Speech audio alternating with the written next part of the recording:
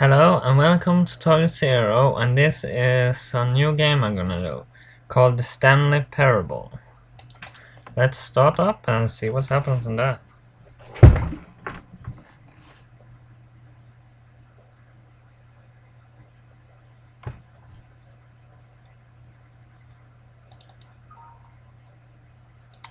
Seems to have some trouble starting up.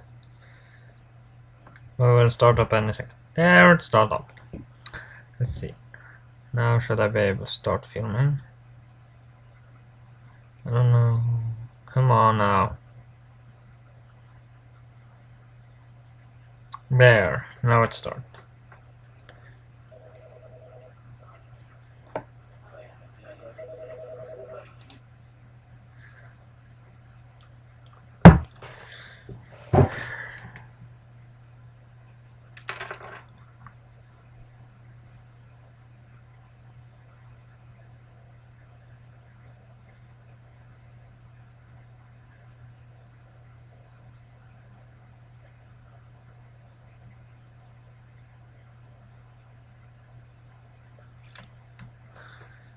It has some trouble loading, I understand. But it will not load for too long. Just a bit.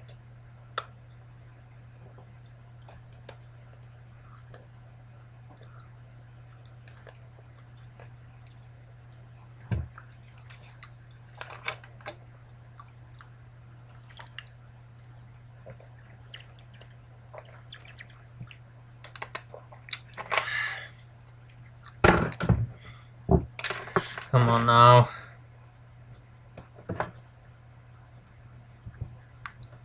Come on. A little more.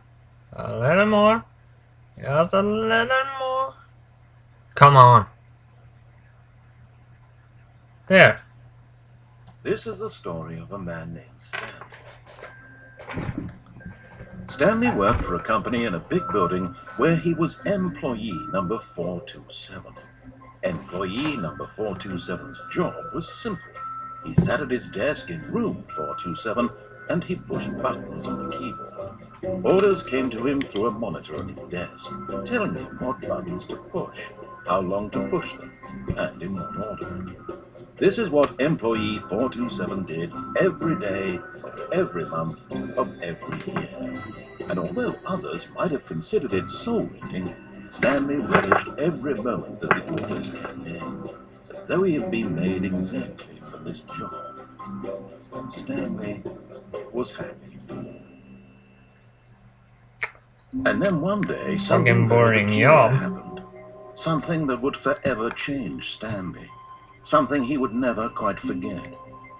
He had been at his desk for nearly an hour when he realized that not one single order had arrived on the monitor for him to follow. No one had showed up to give him instructions, call a meeting, or even say hi. Never in all his years at the company had this happened, this complete isolation. Something was very clearly wrong. Shocked, frozen solid, Stanley found himself unable to move for the longest time. But as he came to his wits and regained his senses, he got up from his desk and stepped out of his office. Okay. Yeah, I have a phone. And a pen. Wait, two pens. Fun. I even have four. Funny.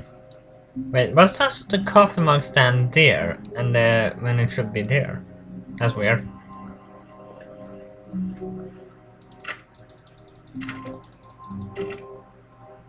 All of his co-workers were gone. What could it mean? Stanley decided to go to the meeting room. Perhaps he had simply missed a memo. Stanley went around touching every little thing in the office, but it didn't make a single difference, nor did it advance the story in any way. This door? I want to find something else to do. No matter how hard Stanley looked, he couldn't find a trace of his co-workers.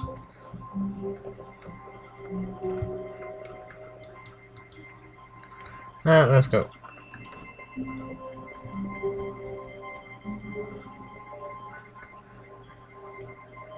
Hello? That's door closed? Let's go on. See if we can find something. Why is not a number on this door? Should be a number. When Stanley came to a set of 2 open doors, he entered the door on his left. No, I don't listen to voices in my head. This was not the correct way to the meeting room, and Stanley knew it perfectly well. Yeah. Perhaps he wanted to stop by the employee lounge first, just to admire it.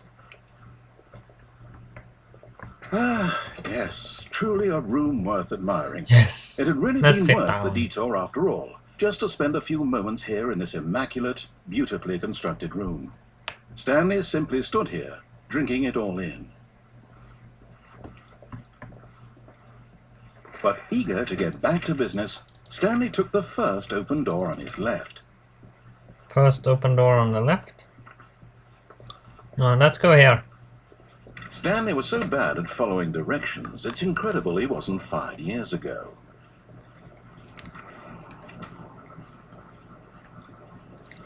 Just do not jump off from the cargo lift while it's moving. Will cause death. Penalty for misuse of cargo lift 1000. Penalty for jumping off the cargo lift 5000. So the penalty of jumping off the cargo lift would actually be 6000 because when you jump off it, it misuse. They were very stupid when they made this game. Must get down there somehow.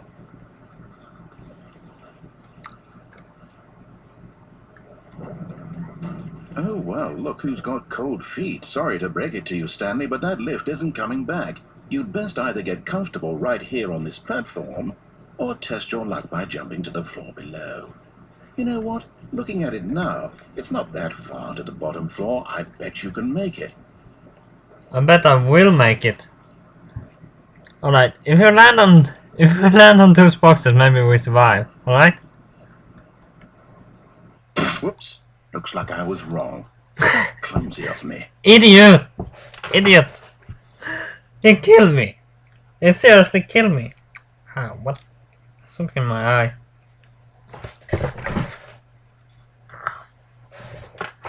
Well, let's see what happens next. Well, this time I think we listened. What the fuck?!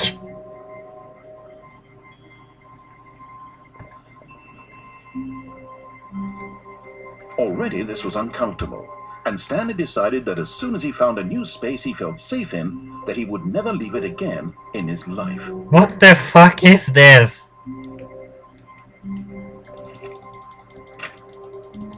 Get me out of here!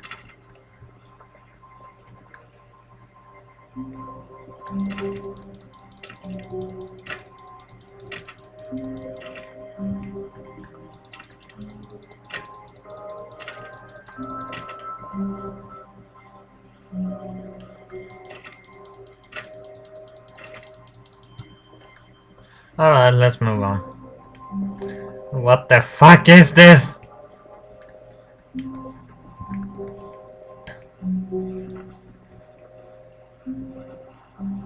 Follow the papers. When Stanley came to a set of 2 open doors... No, I don't want to he leave the entered papers. door on his Don't give me... left. Fuck. Ah, let's take this door this time. See what's happened.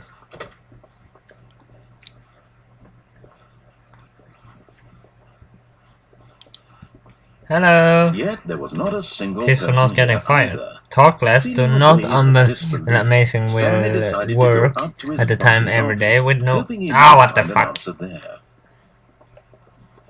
Let's go. Ah, this door worked. Stanley stepped into the broom closet, but there was nothing Yay. here, so he turned around and got back on track. Broom. There was Yeah. nothing here. No choice to make, no path to follow, just an empty broom closet. Whatever. No reason to still be. Coming to a staircase, Stanley walked upstairs to his boss's office. Why should the boss always have the high and be upstairs? Let's go downstairs instead.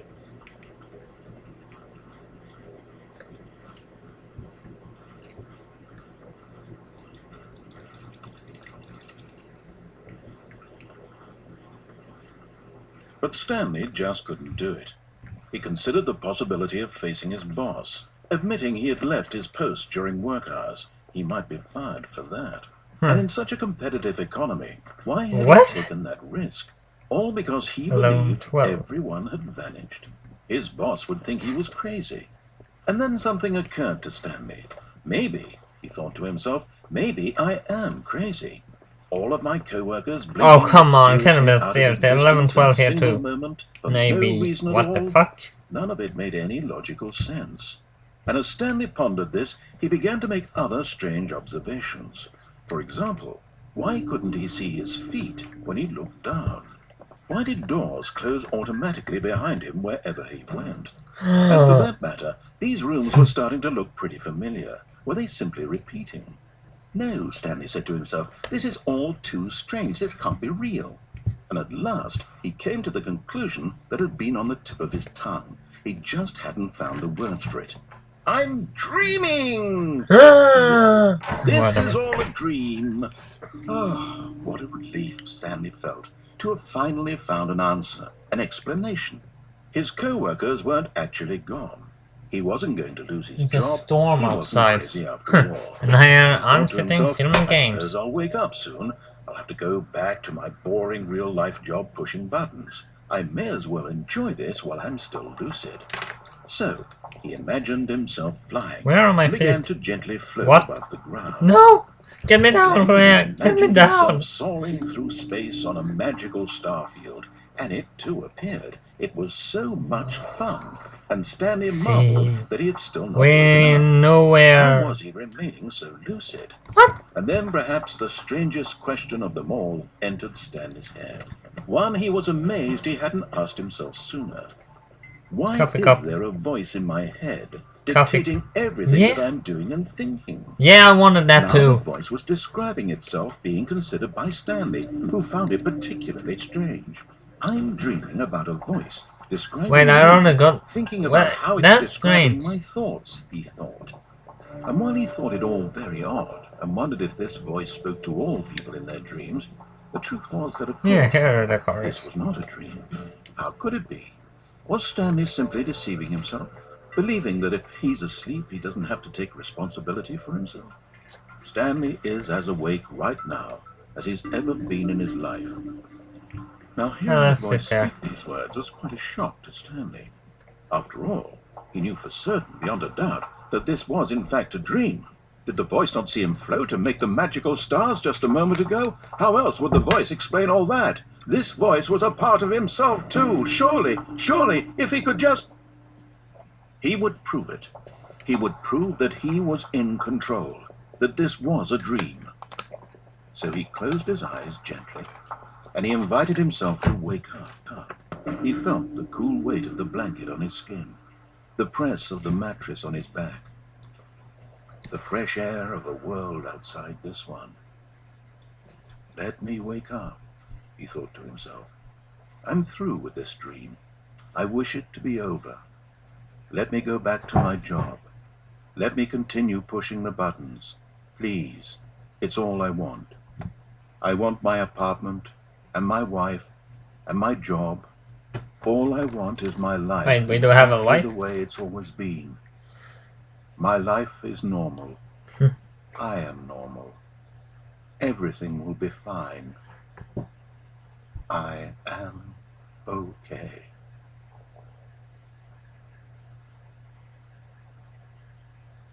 Fuck. Stanley began screaming.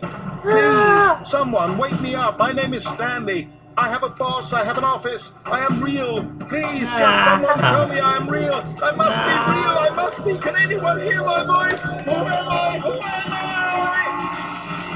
I? And everything went black. dead. Right? This is the story of a woman named Mariella. We're gonna be a woman now Mariella instead? woke up on a day like any other. Alright. She arose, got dressed, gathered her belongings, and walked to her place of work.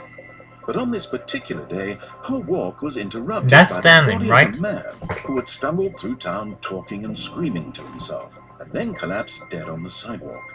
And although she would soon turn to go call for an ambulance, for just a few brief moments she considered the strange man.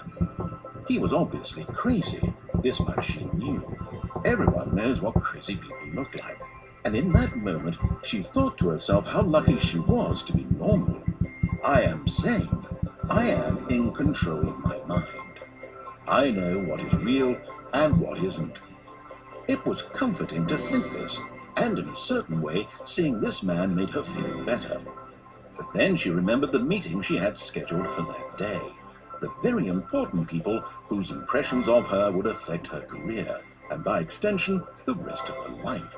She had no time for this, so it was only a moment that she stood there, staring down at the... Why does she still standing there then?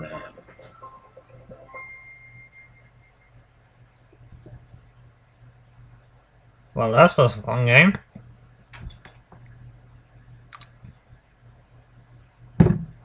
We have a couple of more minutes to play. Then I have to end this clip.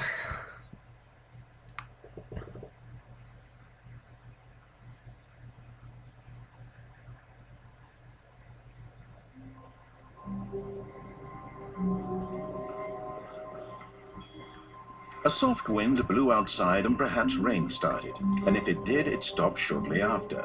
Stanley hoped that he would one day see weather. Strange enough, that looks like a window, but it's a painting. That's weird. But strange enough, they can just look like that in games, never in real life. When Stanley came to a set of 2 open doors, he entered the door on his left. Oh fuck, I should have taken the other. I want to jump off the cargo lift instead. See if I survive that. Feeling a wave of disbelief, Stanley decided to go up to his boss's office, hoping he might find coming to a staircase. Surely would happen the same thing if you go downward. To his boss's office. Oh come on.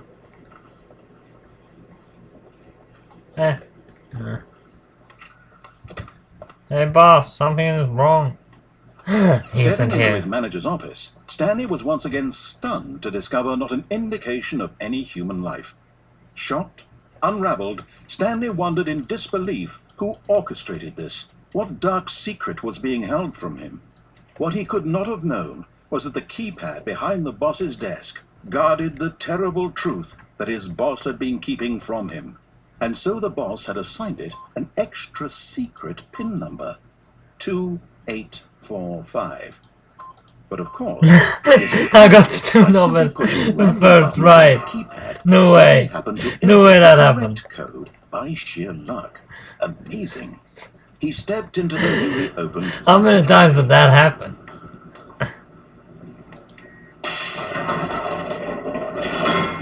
Well, that's pretty funny. What if we have time to finish this part? I don't know.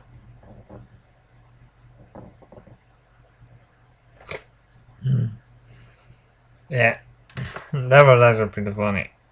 I got the 2 first numbers right in a 4-number code. Not many people can do that.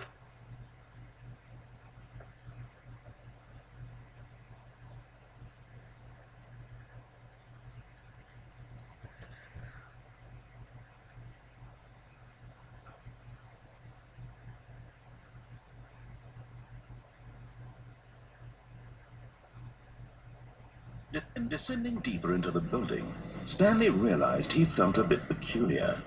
It was a stirring of emotion in his chest, as though he felt more free to think Should I have gone after? to question the nature of his job. Why did he feel this now, when for years it had never occurred to him? This question would not go unanswered for long. Alright, I actually need to end this clip here, but I will return to this point next time, I think. I don't know, maybe I'll play some more other way next time. But we have to see about that. So, profile, and I'll see you next time.